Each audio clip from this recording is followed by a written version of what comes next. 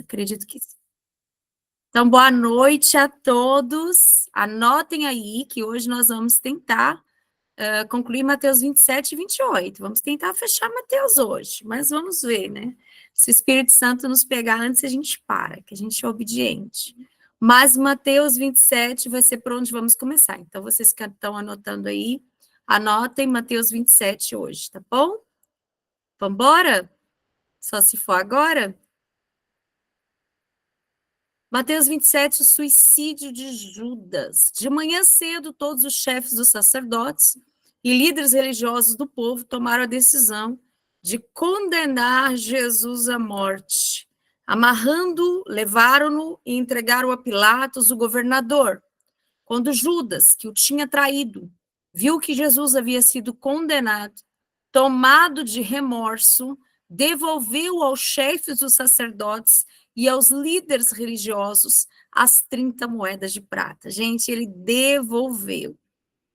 Pequei, pois traí sangue inocente. Eles retrucaram. Que nos importa? A responsabilidade é sua. Então Judas lançou o dinheiro dentro do templo e saiu dali. E em seguida foi e se enforcou. Meu Deus, né? Que fim trágico para um discípulo de Jesus. Mas eu quero pensar com vocês duas coisas. A primeira é, se eu perguntasse para você que está aqui desde ontem, desde antes ontem, você que está ouvindo a palavra aqui conosco, se eu perguntar quantos discípulos traíram Jesus, abandonaram Jesus, largaram Jesus, o que vocês me responderiam? Então, bora, quem está aí desde ontem? Escreve aqui no chat para mim. Coloca aqui nos comentários do YouTube, você que assistiu o programa de ontem. Todos abandonaram o Getsemane. Perfeito, pastora Ali. Isso mesmo, todos. Todos. Quantos traíram? Isso, os 12, Lívia. Perfeito. Perfeito. A palavra é clara em dizer que todos fugiram e abandonaram. Isso, Elaine, né? Vamos relembrar? Tá até aqui, ó. A gente pediu para anotar, mas se você quiser, a gente relembra esse texto, tá aqui, ó. Versículo 56 de Mateus 26. Mas tudo isso aconteceu para que se cumprisse as escrituras dos profetas. Então, todos os discípulos o abandonaram e fugiram. Então, se eu perguntar quantos traíram efetivamente Jesus, vocês me diriam todos. Inclusive, Pedro negou Jesus 3 vezes, dizendo, não, eu nem ao menos conheço esse homem, eu nunca vi esse homem, eu não sei do que vocês estão falando. A questão é como lidar com o erro, como lidar com o fracasso, como lidar com o pecado, como lidar com esta queda. O Judas, ele não foi capaz de administrar a traição. Por mais que ele disse, olha, tá aqui, eu estou devolvendo as 30 moedas, eu não quero, ele jogou dentro do templo as 30 moedas. E depois ele colocou um ponto final, aonde poderia ter uma vírgula. Então, a frase do dia, se você está anotando, é não coloque um ponto final aonde o céu colocou uma vírgula, ok? Não coloque o ponto final onde o céu colocou uma vírgula. Mais do que isso, você não é uma história, você não é um capítulo, você é uma história. Vamos de novo? Anote essas duas frases. O primeiro, não coloque um ponto final aonde o céu colocou uma vírgula. 2, você não é um capítulo, você é uma história.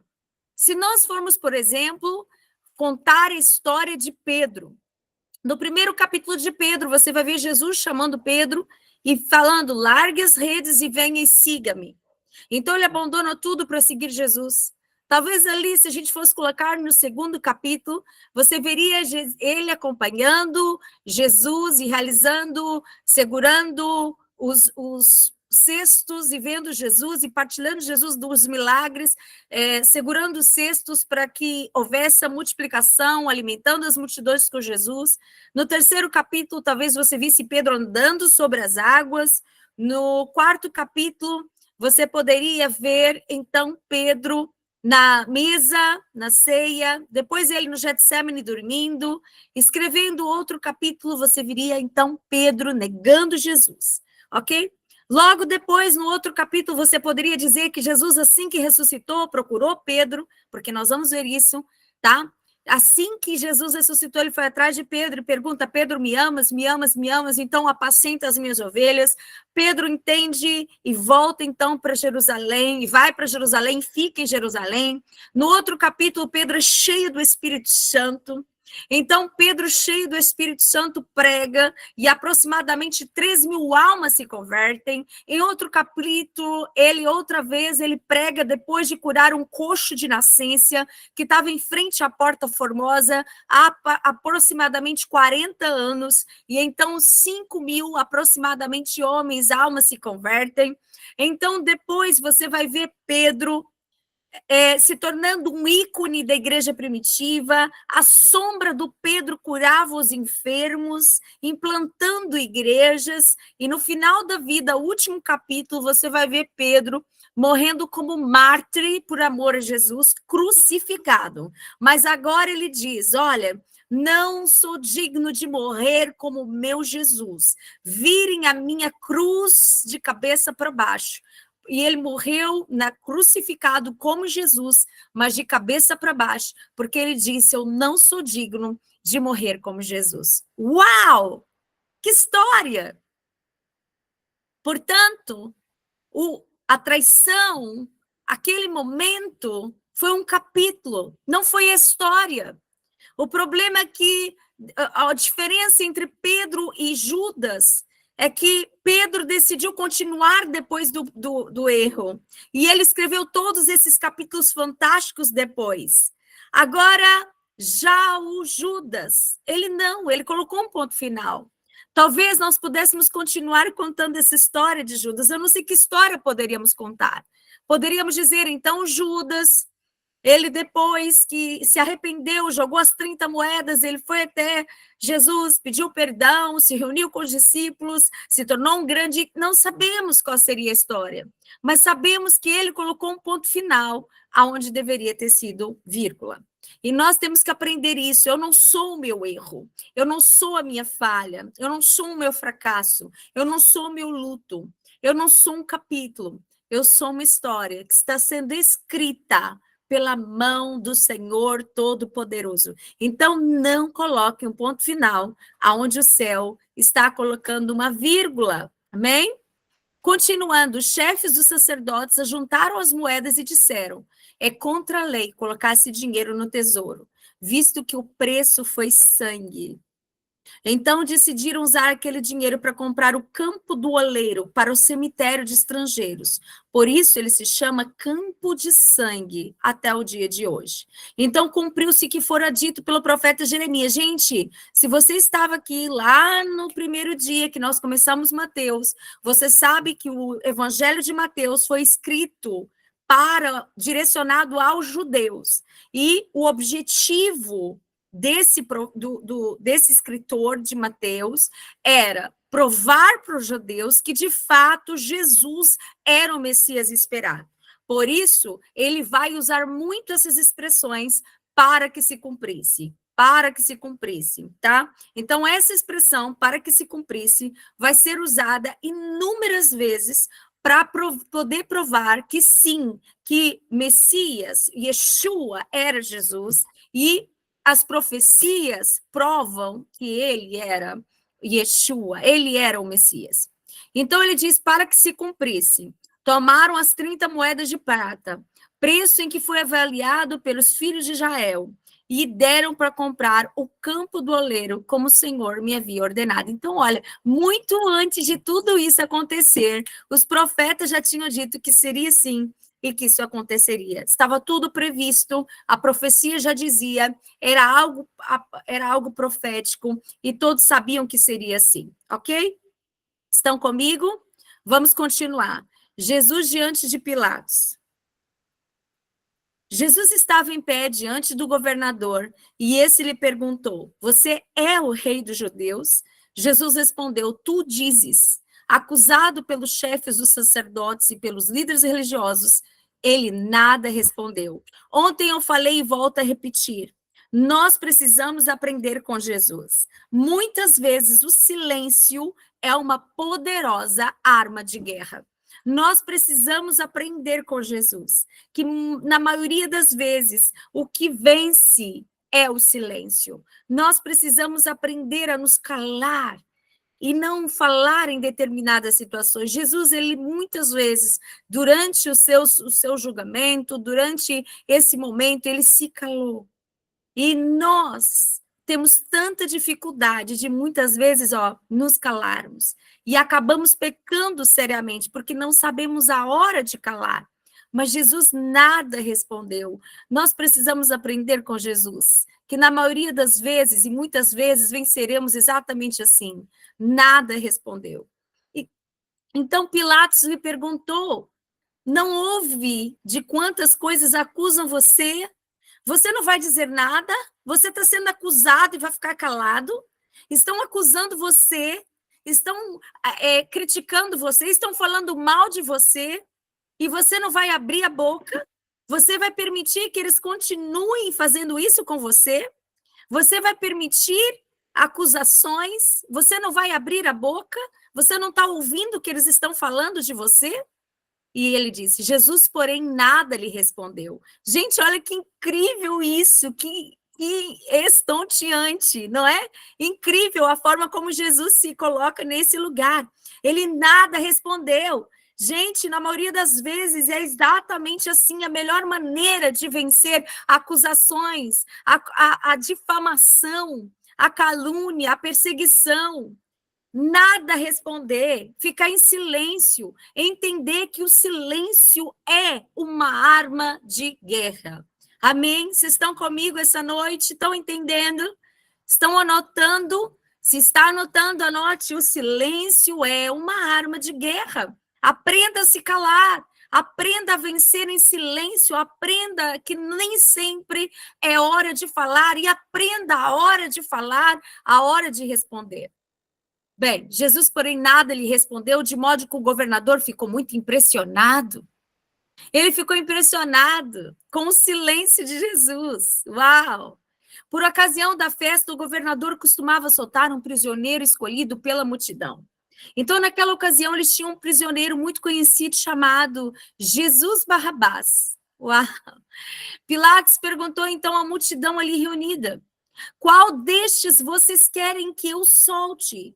Jesus Barrabás ou Jesus chamado Cristo? Porque ele sabia que o haviam entregado por inveja. Então, de verdade, Pôncio Pilatos estava tentando salvar Jesus. Ele não achava justo que Jesus estivesse naquele lugar.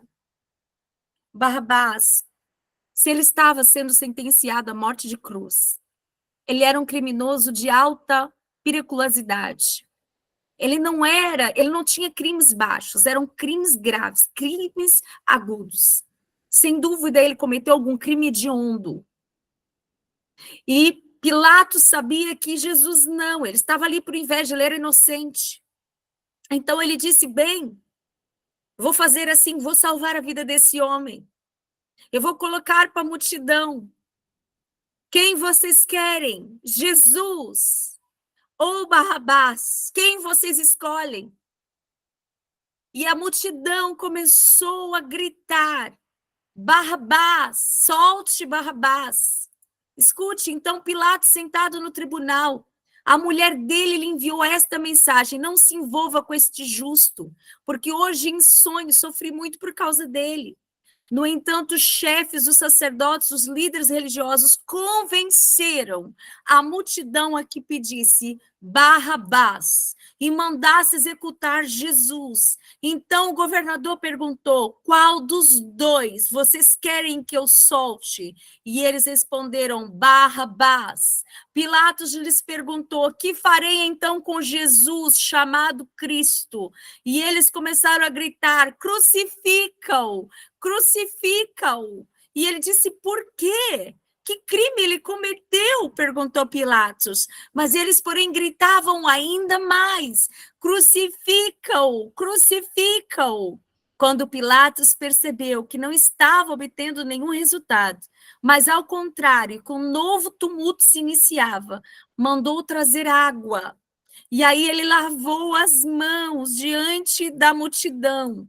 Estou inocente do sangue deste homem. A responsabilidade é de vocês. Todo o povo respondeu: que o sangue dele caia sobre nós e sobre os nossos filhos. Então Pilatos soltou Barrabás, mandou açoitar Jesus e o entregou para ser crucificado. Ele soltou Barrabás, ele açoitou Jesus e entregou Jesus para ser crucificado. Vamos pensar em tudo isso agora? Vamos juntos? Primeiro, eles tinham uma opção. Jesus ou Barrabás? Quem eu solto? E todos os dias, dentro de nós, nós temos a oportunidade de escolher Jesus ou Barrabás. Todos os dias, nós temos que escolher soltar alguém dentro de nós. Jesus, a natureza, a verdade, a natureza de Deus. Barrabás, a natureza pecaminosa. Quem vocês querem que eu libere? Alguém está entendendo onde eu quero chegar? Alguém entendeu? Perceba, todos os dias a mesma escolha nos é dada. Nós precisamos manifestar Jesus, o caráter de Jesus. Todos os dias nos é dado a mesma escolha. Quem vocês vão liberar hoje? Vocês vão liberar o caráter do justo, o caráter de Jesus. Vocês vão libertar quem vocês vão colocar para fora, quem vocês vão manifestar. Vocês vão manifestar Jesus, ou vocês vão manifestar Barrabás, uma natureza pecaminosa. Quem vocês vão professar, o que vocês vão fazer, como vocês vão avançar.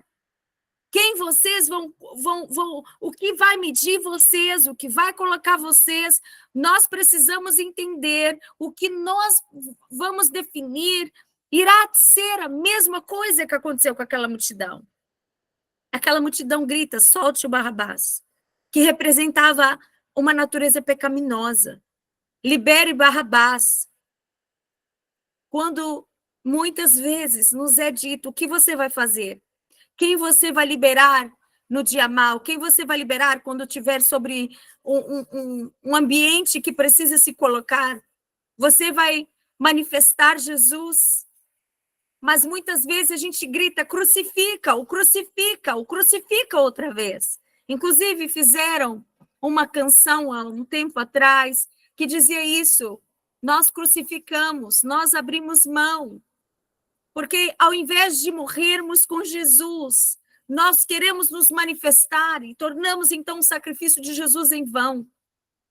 Precisamos validar o sacrifício de Cristo na cruz e todos os dias decidir que a natureza pecaminosa não será solta, não liberaremos, não será manifesto uma natureza pecaminosa, mas viveremos Cristo. É isso, a esperança da glória é Cristo vive em mim, ele se manifesta em mim, ele fala por mim, ele vive em mim, e aonde eu entro, Jesus entra.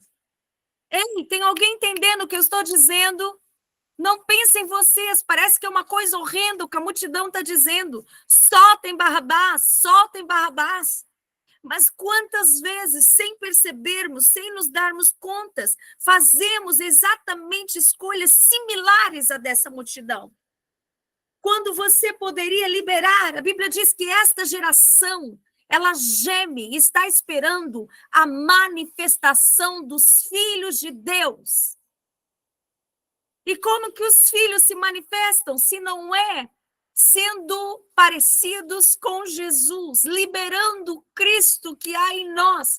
Quando o apóstolo Paulo fala, já não vivo eu, mas é Cristo quem vive em mim, ele está dizendo, eu decidi crucificar o meu Barrabás, a minha natureza pecaminosa, e eu decidi todos os dias manifestar Jesus. Eu manifesto Jesus como filho, eu me manifesto parecido com Cristo. Eu tomei essa decisão. Eu não vou liberar outra pessoa, eu não vou liberar uma outra natureza que não seja a natureza de Cristo. E toda natureza humana, pecaminosa, eu a crucifico na cruz. É ela que será crucificada. A natureza humana está crucificada e Jesus ressurreto vive em mim, se manifesta através de mim. Ei, eu posso ouvir que alguém está entendendo isso hoje?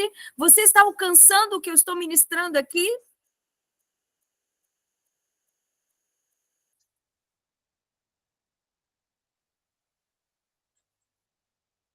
Ok.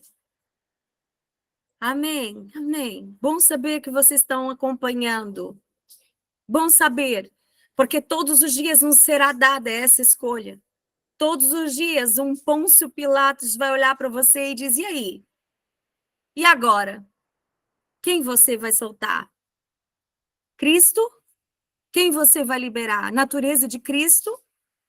Sabe? Quando alguém, como diz a palavra, te afeta e te dá numa face, e ele diz, oferece a outra, e tu dizes, não, não, não, não. Cristo não será manifesto? Eu não vou me calar, como nós falamos, Cristo se cala. Não, eu não vou me calar. Não, não, não. Eu não sou bobo, eu não sou boba. Comer não levo desaforo para casa. Não é assim. E nestas horas nós estamos manifestando uma natureza que não tem nada de Cristo. Nós não estamos liberando Cristo, nós não estamos soltando Cristo. E Cristo tem que ser liberado em toda a terra. Cristo precisa ser manifestado em todos os lugares. Exato, Val. Todos os dias o pecado vem, sim. Logo em seguida, Pôncio Pilatos, ele lava as mãos. Ele diz, bem, ok? E agora eu quero falar de uma geração que quando vê Jesus ser negligenciado, não se posiciona, ó, lava as mãos. Ele podia ter dito, olha, nós não vamos fazer isso, o poder estava nele, mas ele se isentou da responsabilidade. Ele se isentou da responsabilidade. E ele disse, me dê uma água, eu vou lavar as minhas mãos. E nós precisamos ser exatamente o oposto de Barrabás. Quando Jesus é negligenciado, nós precisamos sim nos posicionar como filhos e dizer não, não vamos crucificar Jesus, não, nós não violaremos a natureza de Cristo, não, Cristo se manifestará aqui. Nós não podemos ser discípulos que simplesmente lavam as mãos quando Jesus é anulado, quando Jesus é violado, esquecido ou ignorado em determinados lugares. Amém? E, por último, nesse momento, diante desse texto, nós vamos ver aqui, quando a multidão de judeus grita que o sangue dele caia sobre nós e sobre os nossos filhos. E muitos historiadores, muitos teólogos acreditam que o martírio que aconteceu lá com Hitler, um genocídio, tudo aquilo de terrível que os judeus viveram, uma tristeza, uma coisa horrorosa, uma das maiores tristezas que o mundo podia ver. Sem dúvida, o céu ficou envergonhado, o sol deveria querer tapar o rosto diante de tanta maldade que fizeram os nazistas. Muitos acreditam que foi fruto desta fala que o sangue dele caia sobre nós e sobre os nossos filhos. Eu não sei se sim ou não, mas sei que as nossas escolhas, sim, nós somos livres para fazer escolhas. A semeadura, ela definitivamente é livre, mas a colheita sempre será obrigatória. As nossas escolhas trarão para nós vida ou morte, bênção ou maldição. Então, se escolhemos Jesus, teremos o resultado disso. Mas, ao contrário, se decidimos abrir mão de Jesus, escolher Barrabás, então também teremos sobre nós a escolha disto.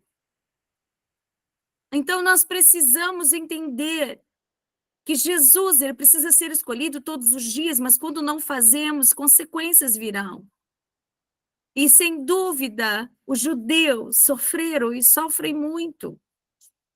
E nós, na verdade, devemos orar por eles. A Bíblia diz, orai para que haja paz em Israel. É dever da igreja orar por Israel.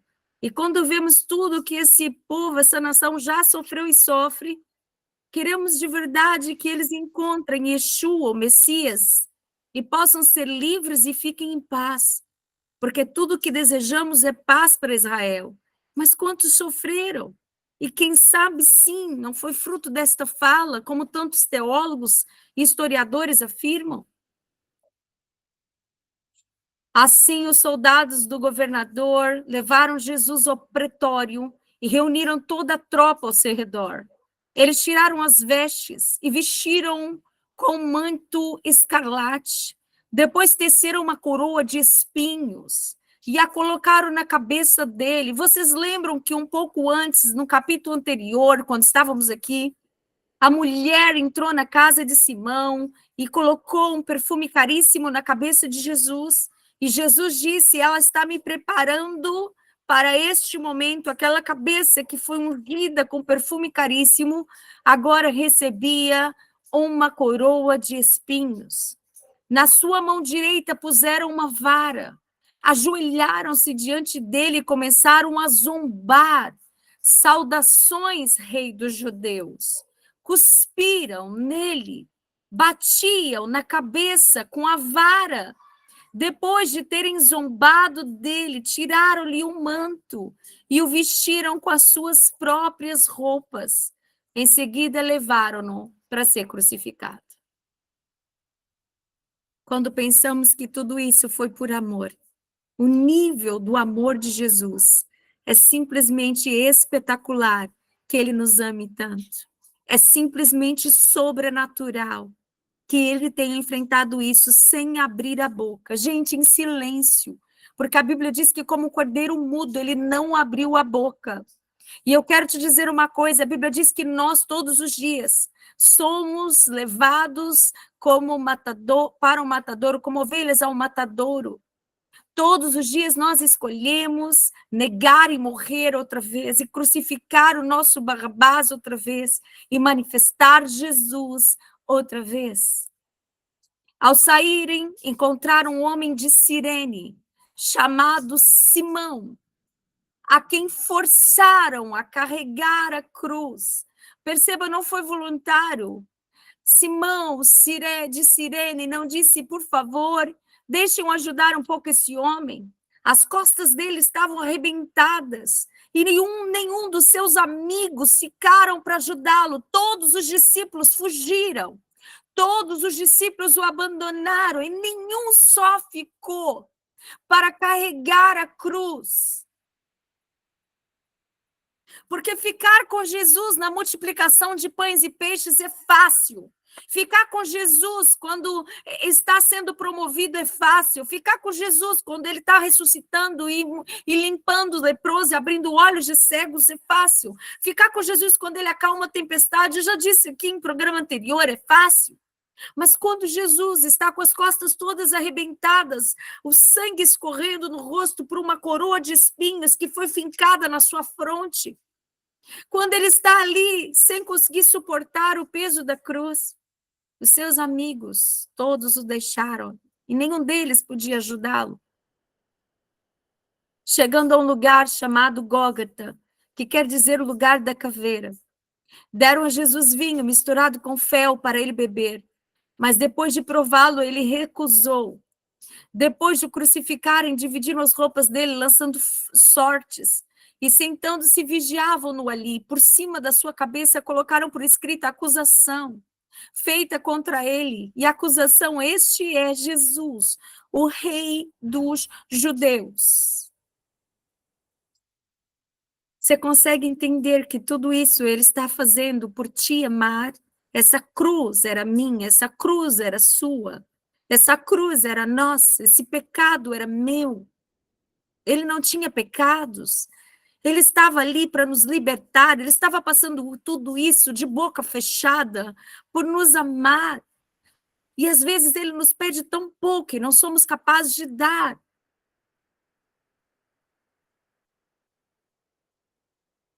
Dois ladrões foram crucificados com ele, um à sua direita, outro à sua esquerda.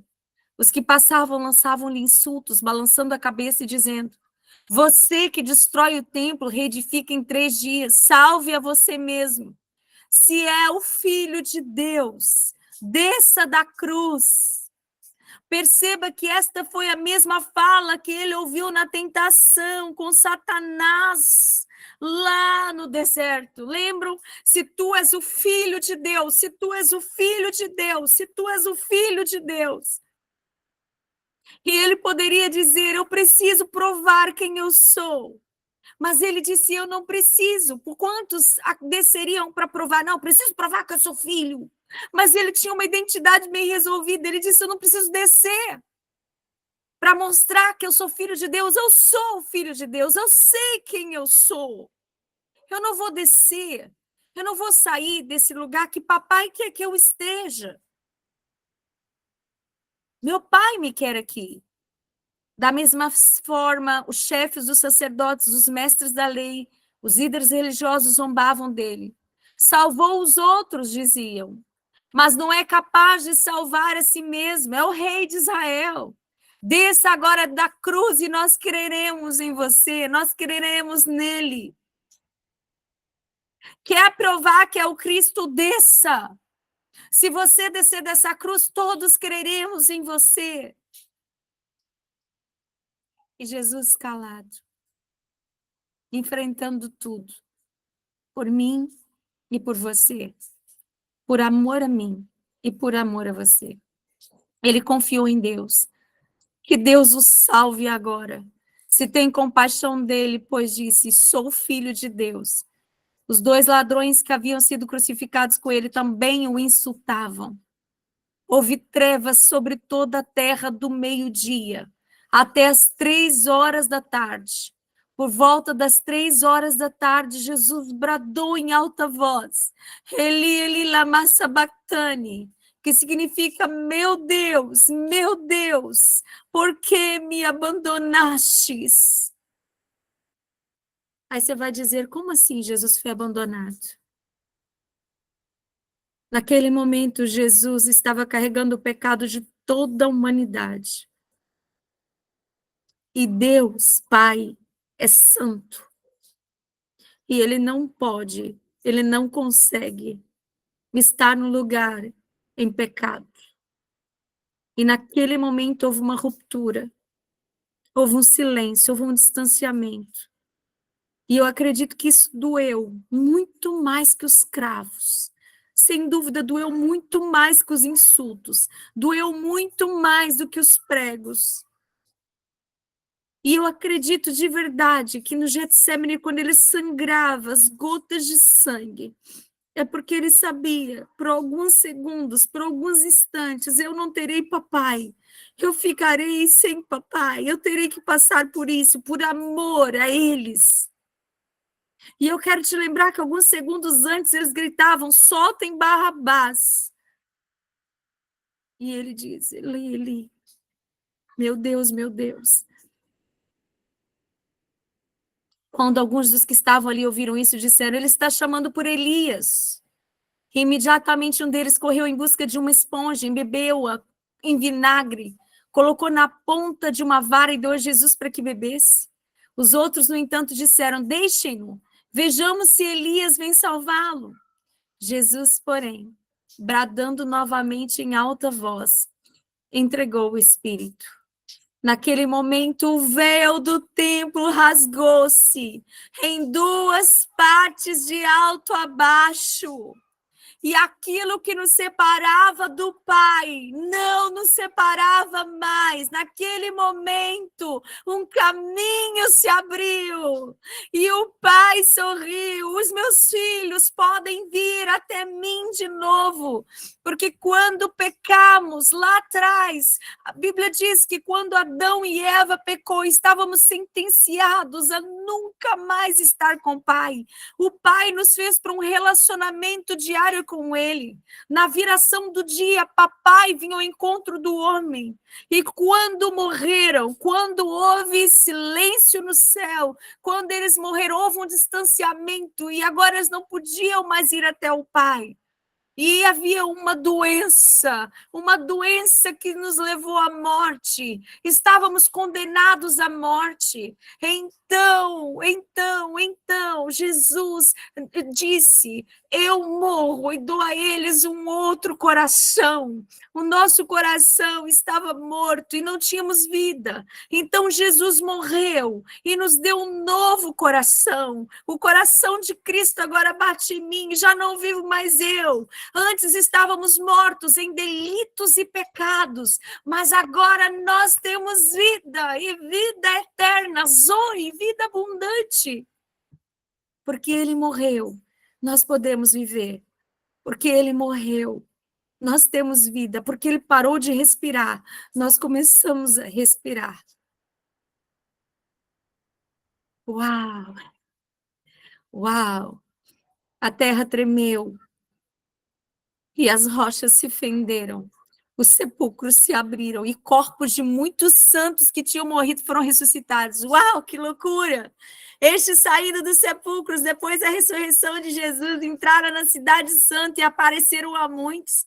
E quando os centuriões que estavam com ele vigiavam Jesus, viram terremoto e tudo o que havia acontecido e ficaram aterrorizados e exclamaram: verdadeiramente, este era o Filho de Deus. Nós matamos o Filho de Deus. Era ele o tempo todo. Muitas mulheres estavam ali, observando de longe.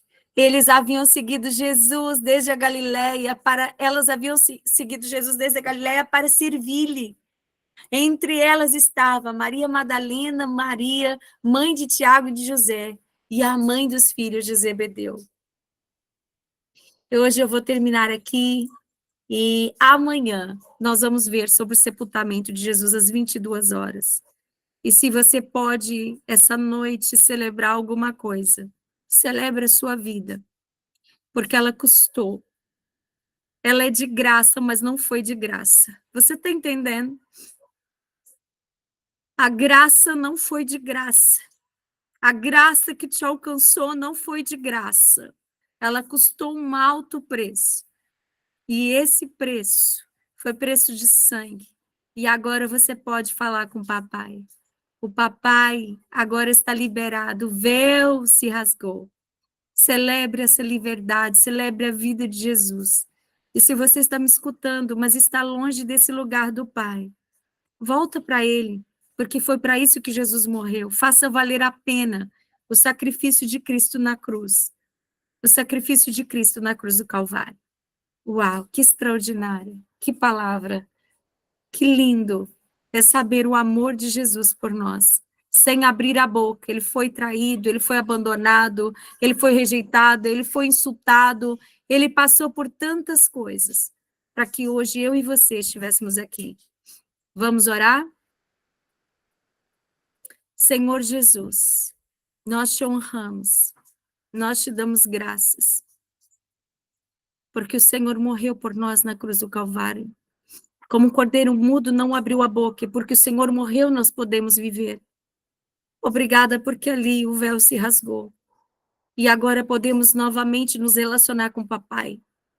Senhor, nós queremos ser discípulos verdadeiros. Nós não queremos trocar o Senhor por 30 moedas de prata, não queremos trocar o Senhor por Barrabás.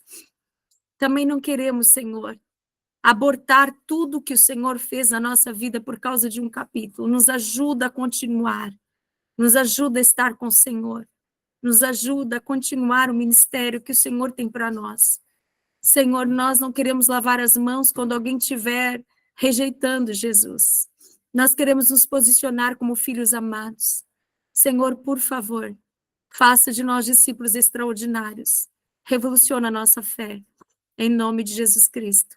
Amém e amém. Pessoal, fechamos mais um dia.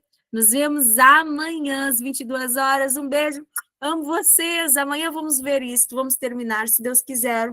Um beijinho. Até lá.